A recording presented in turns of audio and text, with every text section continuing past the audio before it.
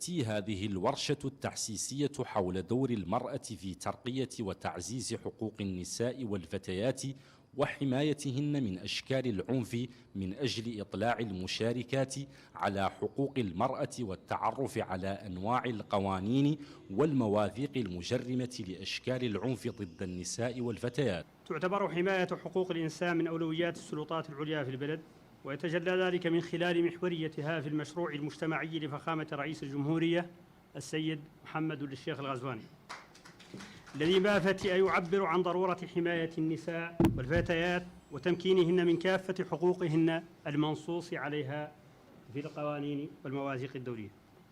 ومن هذا المنطلق كان لا بد من القيام بأنشطة توعوية وتحسيسية لكافة الفاعلين وخاصة النساء لترقية دورهن في تعزيز حقوق المرأة والفتاة من كافة أشكال العنف المبنية على النوع من خلال التوعية والمناصرة.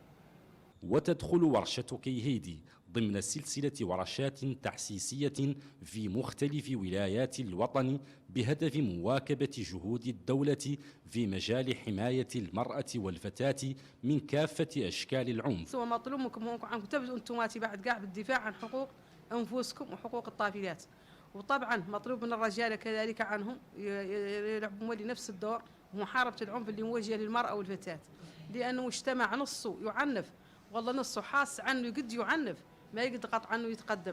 معناه أنه هون المطلوب من الجميع كامل هو محاربة العنف اللي موجه للمرأة، سواء بالنقاش سواء بإصدار القوانين اللي تحميهم، وطبعا قوانين تتماشى مع الشريعة الإسلامية، من اللي احنا ما لنا نجبروا شيء يشبه بالعدل من الشريعة الإسلامية. المديرة الجهوية للعمل الاجتماعي والطفولة والأسرة السيدة حواء منتداي ذمنت هذه الورشة مؤكدة على سعي الإدارة الجهوية في مواصلة التحسيس على مستوى كافة مقاطعات الولاية.